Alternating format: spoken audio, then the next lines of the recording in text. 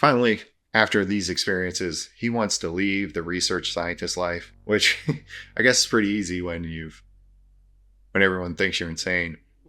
And then he wants to move into what he terms the Esalen lifestyle. If you don't know, Esalen is this place in Big Sur, California, where people go to live and learn about more countercultural or esoteric or just general weird shit outside of the mainstream. So people like Alan Watts and Ram Dass and Terence McKenna used to give a lot of their workshops there. And McKenna actually had his library after he died was taken in by Esalen, who, I'm not saying they were negligent, but a fire broke out and burned all of his books. But there is a list online at Library Thing. If you look up Terence McKenna's library, there's like a list of 2,600 different books he had, over 2,600, which I've been picking through and buying books off of. Once he leaves the research scientist part of his past behind, at least official research scientist, he really considers himself a research scientist the entire time. But once he adopts the Esalen lifestyle, it's time to enter the ketamine era of Dr. Lilly's story. And the story starts that Dr. Lilly had his usual migraines while he was giving a talk at Esalen in California, which again is a whole nother can of weird and suspect stuff.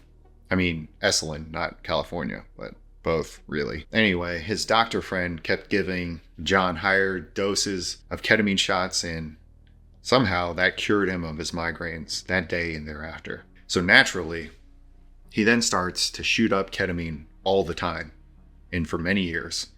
Even though his headaches were gone, he needed to go further. And this leads to more contact with the alien intelligence. The lower rung, the Earth Coincidence Control Center, which we've already gotten into a little bit. But there's also a galaxy version of it, and I think a higher version than that, universal maybe.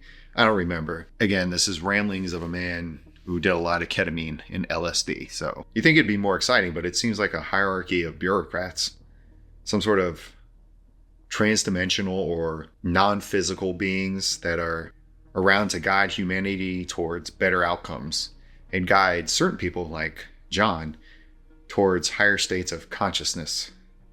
However you want to define that, if it's even definable. And if you personally want to experience coincidence, those are the beings to see, apparently. Lilly said that there are 9 guidelines to follow if you want to have these coincidences happen in your own life for yourself and you want to tap into the Echo network. Now, I didn't memorize them, so you'll have to look them up. Pretty sure there's a Wikipedia page if you want to know the rules of the game. If you want to be a part of the Echo network, there you go. Apparently there's water-based beings that are at odds with the solid state entities on Earth, Battlefield Earth sort of thing, yes, without John Travolta.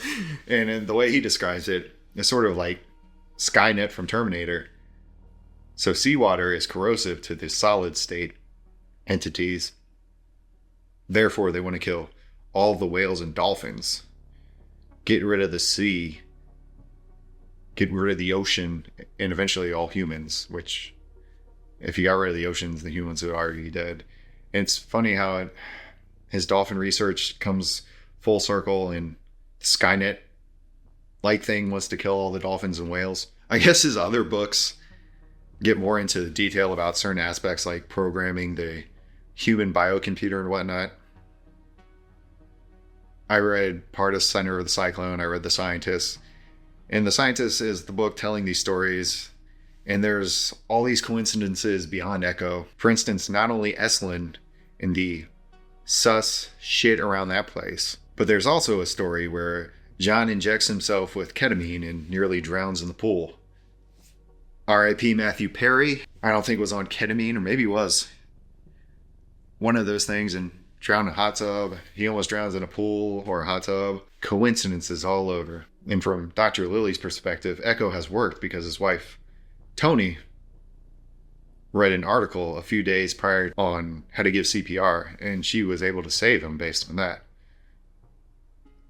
And the doctor at the hospital wants to put him in a psychiatric ward after observing his behavior, which, how can you read this story and think he needs that? But John says no. And Tony says she won't commit him if he gets help. Now here's the interesting part to me. The doctor that she wants him to talk to about his K addiction is his friend Jolly West. If you read the book on the book Chaos on the Charles Manson case and some of the JFK assassination books, Jolly West figures pretty prominently as a CIA connected doctor who allegedly was involved in mind control and brainwashing sorts of experiments. And so he's just here observing Dr. John Lilly, who also used to do government work and did talks at Esalen and is kind of a so-called countercultural figure. The counterculture also supposedly being heavily influenced by intelligence. Isn't all this interesting? Isn't the 20th century just so interesting in all the coincidences? I'm sure it's all the echo. I'm sure it's all ECCO, Earth Control Coincidence Organization, working their magic, and it has nothing to do with, CIA or whoever. Jolly West, mind control, MK Ultra. It's just not all connected, and you're crazy if you think so. But it is kind of funny. Because after he gets out of the hospital that Jolly West was seeing him at, John decides he's going to go hardcore with ketamine for weeks on end to fully map out the parameters of the interstates he's explored. So instead of, dialing it back, again, this is why I like him. He keeps going further, which makes him want to go to various places on the East Coast like New York or DC and start warning politicians about the solid state entities, the Skynet type thing, and how they're endangering Earth. In this period of a few weeks, gets him put into another psych ward. He gets out of that one, does more ketamine, and then tries to call President Ford to warn him. Thus, another psych ward, which seems excessive to me. Like, who are these people around Dr. Lilly? Who's trying to keep Gerald Ford from having such pressing information? I mean, we know it's all connected to intelligence, so it's not like he doesn't already know about Skynet.